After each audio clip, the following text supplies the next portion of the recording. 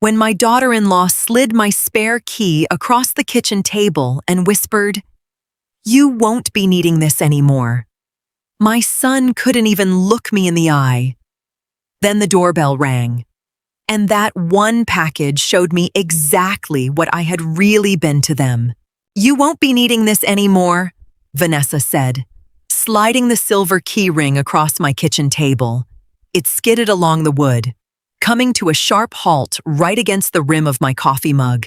My son, Garrett, stared stubbornly at the tabletop, completely unable to look me in the eye. Right at that exact second. The doorbell rang. The loud chime shattered the sudden, heavy silence in my kitchen. But neither of them made a move to get up. I looked down at the familiar spare key to their house, the one I had carried for 3 years, so I could pick up little Toby from daycare 3 times a week. Vanessa's voice had been soft, barely a whisper. But it carried a chilling finality. My coffee was quickly growing cold. I didn't feel an immediate rush of anger, just a deep, sobering wave of clarity. They had found another setup. That much was obvious. Garrett cleared his throat, but stayed silent. He had always been this way, running from any kind of conflict, especially when his wife was the one doing the talking. I calmly stood up to answer the door. It was the FedEx driver. He handed me a massive, heavy box addressed to Garrett and Vanessa, since they lived right next door. They constantly had their packages routed to my house because I was always home anyway. I signed the keypad, set the heavy box down in the hallway, and walked back into the kitchen. Vanessa was casually sipping her water.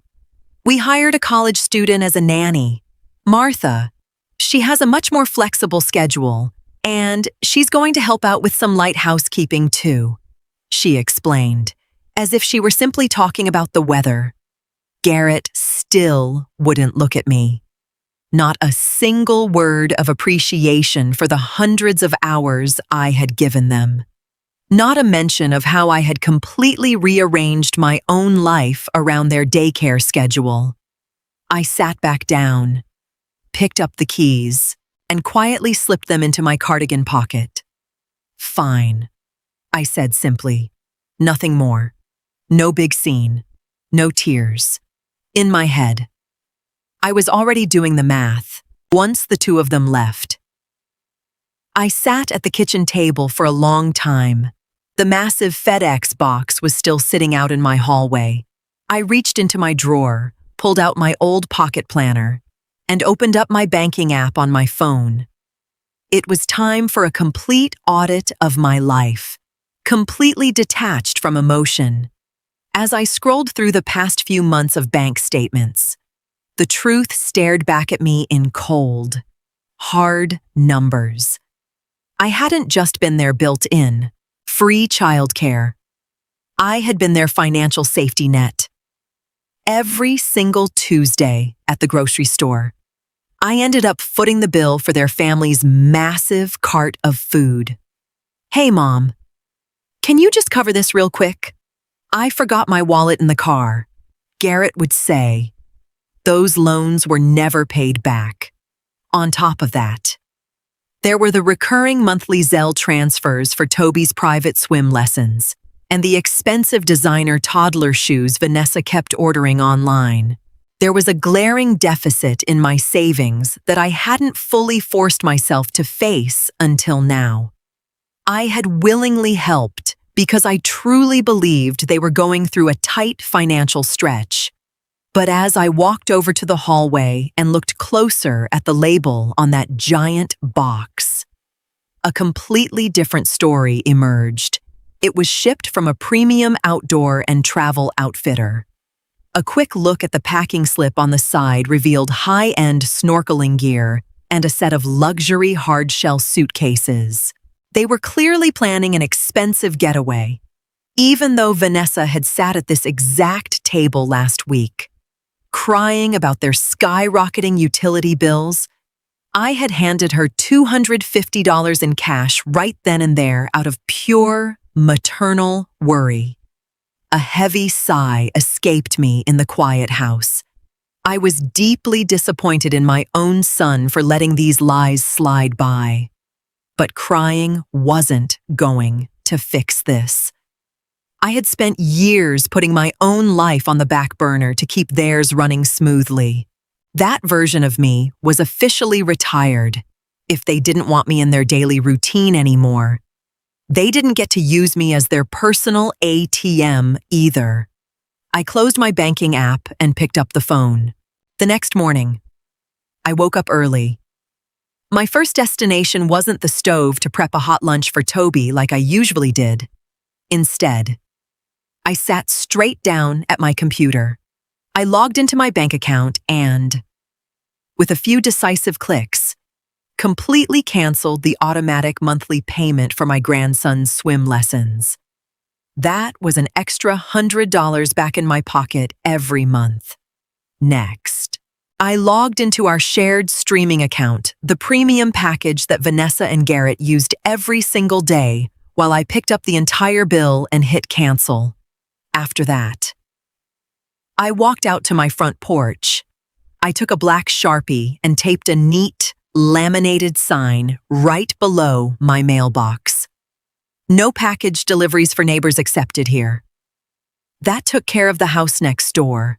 By the time I walked back inside, I felt an incredible sense of lightness. At exactly 2 o'clock in the afternoon, my phone started buzzing. It was Garrett. "Hey, Mom. Is something wrong with the Netflix Vanessa tried to turn on a show for Toby and it says the account is closed?" he said, his tone carrying a distinct edge of annoyance. "I canceled the subscription." "Garrett," I replied evenly. "I barely use it myself anymore." A stunned silence hung on the line. "But we use it every day. You could have at least given us a heads up," he complained. "Well, you didn't give me a heads up about the new nanny either. I figured this is just how we communicate now," I countered calmly. Garrett went completely quiet for a moment, clearly caught off guard by my directness. Okay. What about that big package that came yesterday? Vanessa is looking for her delivery." I glanced over at the large box still sitting undisturbed by my front door. "It's right here. You're welcome to come over and pick it up. But moving forward, please have all your mail sent directly to your own house. My days as your personal post office are over." Before he could formulate a response, I wished him a pleasant afternoon and hung up the phone. The game had changed, and I was going to write the rules from here on out. It didn't take 20 minutes before a furious, heavy pounding rattled my front door. It wasn't Garrett, it was Vanessa. Her face was flushed, and she was glaring at me with her eyebrows arched all the way up, without saying a single word. I simply stepped back and pointed to the massive box in the hall. She marched in, snatched it up aggressively. But instead of leaving, she planted her feet right in the doorway. "What is your problem?" "Martha," she demanded, her voice sharp and icy. "Garrett told me what you said on the phone, cutting off the streaming and refusing our packages. Are you seriously throwing a temper tantrum just because we found professional childcare for our son?" I leaned back comfortably against the hallway wall, completely unfazed. "No, Vanessa. Actually, I'm incredibly relieved. You guys have more flexibility now, and I finally get my free time back. It's a textbook win-win situation." Vanessa let out a harsh, mocking laugh. "Oh, please. You act like helping out was some awful chore. We honestly thought you liked feeling useful when it comes to family. You aren't supposed to nickel and dime every little thing. To act like this over a couple of bucks is incredibly immature." I could see exactly what she was trying to do. She was attempting to weaponize guilt to make me back down. In the past, It probably would have worked. Today, it fell completely flat. It's not a tantrum. It's a reorganization, I said, keeping my voice steady and firm, since I'm no longer part of the daily childcare routine.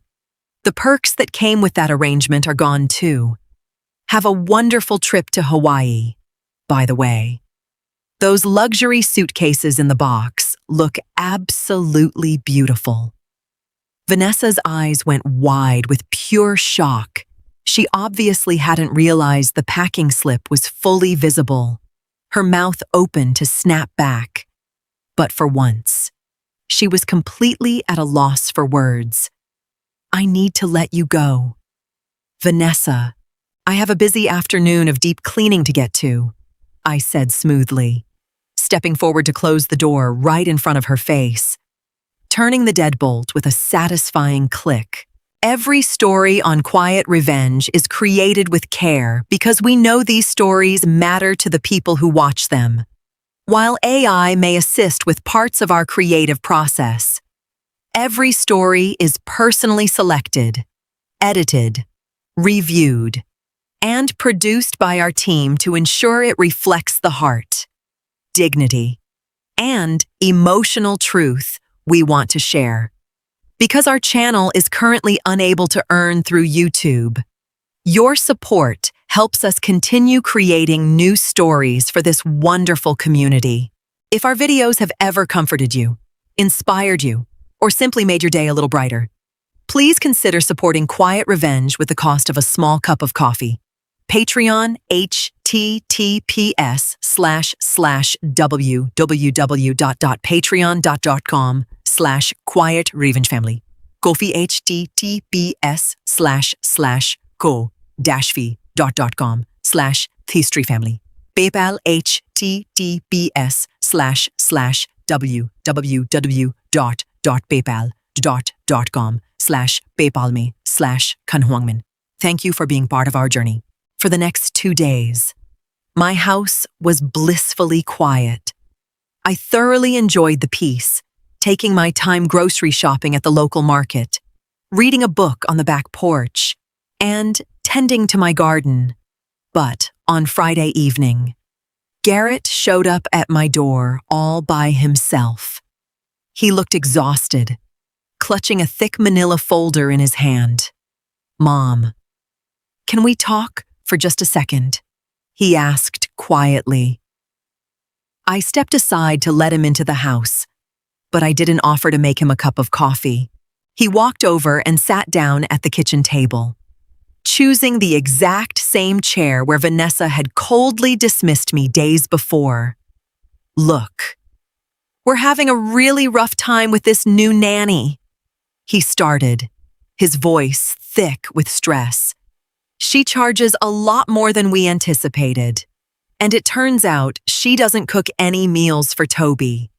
Vanessa doesn't have the time with her work schedule, and neither do I. Could you at least cook lunch for him 3 days a week? I mean, you're at home all day anyway." I looked at my son and felt a brief twinge of sympathy, but I refused to let it shake my resolve. "No, Garrett, I won't be doing that anymore," I replied softly but firmly. He let out a loud, dramatic sigh. "Mom, come on. Why do you have to make everything so incredibly difficult? You know how stressed out we are right now. And there's one more thing." He opened the manila folder and slid a piece of paper across the table toward me. It was their latest quarterly utility statement. Our electricity and heating bills skyrocketed this month. Vanessa thought that since you're saving so much money now by not paying for Toby's swim lessons, you could help us cover this. It's just $750. I looked at the bill, genuinely stunned by their sheer audacity. They had thousands of dollars for a tropical island vacation, but they were begging me to pay their electric bill. "You're an adult." "Garrett, it's time to handle your bills like one," I said, sliding the folder back across the table without looking at it. I'm done managing your household budget." His eyes flared with sudden anger.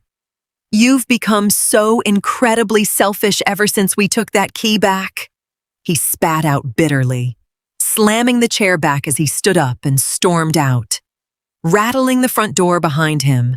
My son's unfair accusation didn't hurt me, if anything.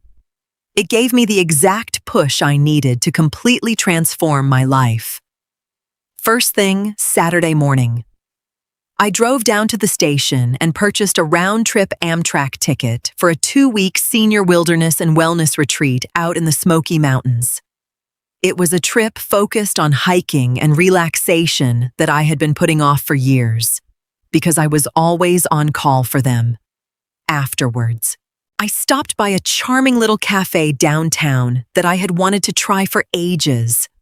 While I was sitting there, I ran right into my old neighbor, Brenda.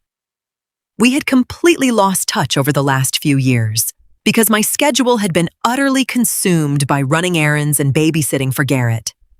We ended up talking for hours over coffee and pastries. Brenda told me all about a vibrant local social club for seniors that she belonged to. They met up every single Thursday for card games, museum tours, and day trips.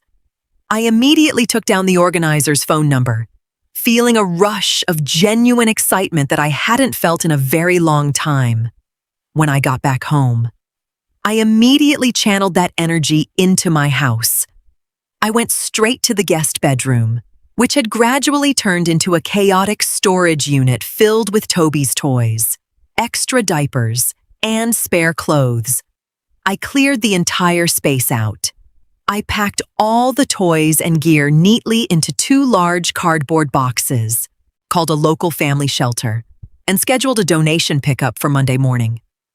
I refused to keep a room in my home reserved for people who treated my generosity like a burden. My house was going to be my personal sanctuary again. Eating dinner that night, a profound sense of peace washed over me. I wasn't a victim of my family's selfishness anymore. I was the author of my own future. Later that evening, my phone lit up with 3 missed calls from Vanessa. I simply flipped the phone face down, ignored them, and went to bed early. It happened exactly the way I knew it would. On Tuesday morning at precisely 7 o'clock, the exact day of their scheduled departure for Hawaii, a car horn began blaring frantically right outside my house. A few seconds later, loud, panicked pounding echoed through my front door. When I opened it, Vanessa was standing on the porch, holding a sleepy, confused Toby by the hand with a tiny toddler suitcase rolling behind her, down in the driveway. Garrett was waiting in the car, leaving the engine idling. Vanessa looked completely disheveled and was visibly shaking with anxiety. "Martha." "Thank God you're awake," she gasped, instantly trying to push Toby past me into my front hallway. "Our nanny just texted us 10 minutes ago and canceled. She claims she woke up with a horrible flu. Our flight leaves out of the international airport in less than 3 hours. You have to take Toby for the next 2 weeks. There is absolutely no other option. We can't cancel a trip this expensive." She rattled the words out so fast she was practically hyperventilating. She fully expected me to just fold, throw my hands up, and save the day, because I was the grandmother and their luxury vacation was on the line. I didn't budge an inch, keeping my body firmly planted in the middle of the doorway to block her entry. "No, Vanessa, I am absolutely not doing that," I said, my voice dripping with absolute, unwavering calm.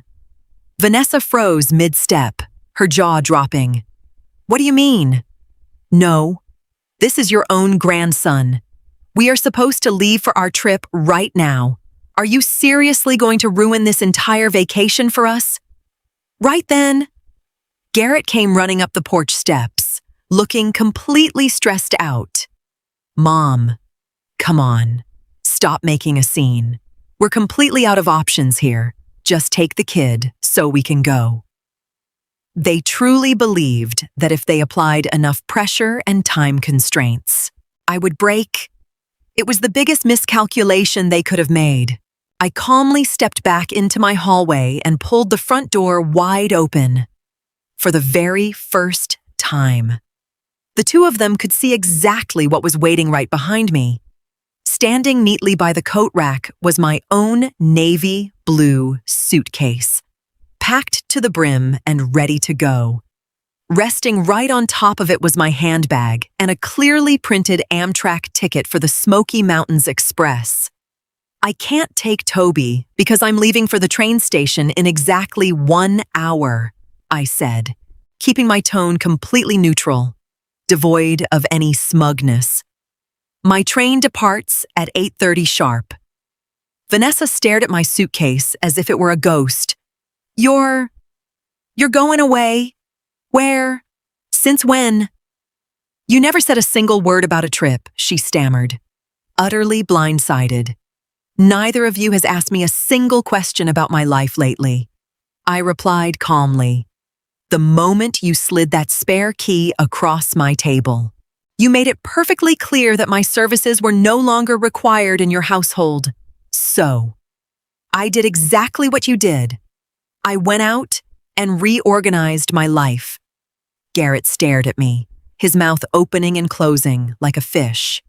"But Mom, our trip cost us thousands of dollars. Can't you just call and reschedule your train for next week?" I shook my head without a hint of hesitation. "No, Garrett. My ticket is completely non-refundable, and my mountain resort cabin is already paid for. I am not sacrificing my hard-earned vacation because of your poor planning." Vanessa's panic instantly flipped into pure, unadulterated rage. "You did this on purpose. You planned this whole thing just to get back at us," she screamed, her voice echoing loudly down the quiet street. I stood there, completely serene, as I glanced down at my watch. Right on cue, a loud honk sounded from the driveway. My taxi to the train station had arrived. The harsh reality finally crashed down on Garrett and Vanessa. I was absolutely 100% not backing down. Pure panic took over, right there on my front porch. They started screaming at each other in a frantic argument, while poor little Toby began to cry from all the yelling. "What are we supposed to do now?" Vanessa shrieked at Garrett. "If we miss this flight, every single dollar we spent is completely down the drain." Garrett turned back to me one last time, his voice cracking as his usual passivity turned into sheer desperation. "Mom, please, just send the taxi away. We will literally pay you back for the entire hotel and the train ticket out of our own pockets if you just stay and help us." I slowly put on my trench coat, picked up my purse, and wrapped my fingers firmly around the handle of my suitcase. "No, Garrett." My mind is made up. You two are his parents, and you need to figure this out. Call Vanessa's mother, or take Toby to Hawaii with you. He is your responsibility, not mine. I rolled my suitcase forward, forcing them to step out of the way. Vanessa actually tried to physically block the porch stairs. "If we have to cancel this vacation because of your selfishness, you're paying our cancellation fees. This is a sickening way to treat your own children," she hissed, her face contorted with anger. I stopped, looked her dead in the eye, and let out a cold laugh. "I don't owe you a single dime. Vanessa, I gave you years of my life, and you threw me out like a broken appliance the second you thought you found a shinier alternative. You didn't want a mother or a grandmother. You wanted a free bank account and unpaid labor. That business is officially closed. Garrett looked down at his shoes, utterly ashamed. I walked past them down the steps to the waiting taxi, never looking back. Those 2 weeks in the Smoky Mountains were nothing short of paradise. I spent my days hiking along stunning, quiet mountain trails, breathing in the crisp autumn air, and enjoying the deep stillness of nature. Neither Garrett nor Vanessa tried to call or text me the entire time. I later found out through a mutual neighborhood friend that they had completely missed their flight and had to pay an astronomical fee to rebook the entire vacation for a later date. I didn't care in the slightest. For the first time in a decade, I was putting myself first, and it felt absolutely incredible. When I finally returned home, the air in my house felt completely clear and peaceful. I immediately leaped into my new routine, joining Brenda at the senior club every single Thursday. We laughed constantly, played cards, and were already planning a group weekend trip down to Savannah. I had finally reclaimed my independence. It took a full month before Garrett finally showed up at my house again. This time, he was completely alone, holding no folders and pushing no demands. He sheepishly handed me a box of fine chocolates, looking incredibly embarrassed. "I'm really sorry, Mom," he said softly, looking at the floor. "We were incredibly ungrateful, and we took advantage of you." I invited him inside, and we sat down to a fresh pot of coffee, a beautifully hot cup of coffee this time. I laid my new ground rules right out on the table before he could even take a sip. I love being Toby's grandmother. "Garrett, but I will never be your emergency backup plan or your interest-free loan ever again. If you want me in your lives, it will be based on mutual respect and family love, not convenience." He nodded quietly, fully accepting the new boundaries. My life belongs entirely to me now, just the way it should be. Every story on Quiet Revenge is created with care because we know these stories matter to the people who watch them. While AI may assist with parts of our creative process, every story is personally selected, edited, reviewed, and produced by our team to ensure it reflects the heart, dignity, and emotional truth we want to share. Because our channel is currently unable to earn through YouTube, your support helps us continue creating new stories for this wonderful community. If our videos have ever comforted you, inspired you, or simply made your day a little brighter, please consider supporting Quiet Revenge with the cost of a small cup of coffee. Patreon, https://www.patreon.com/Quiet Revenge Family. Ko-fi, https://go-fi.com/History Family. PayPal, https://www.paypal.com/PayPalme/Kanhuangmin. Thank you for being part of our journey.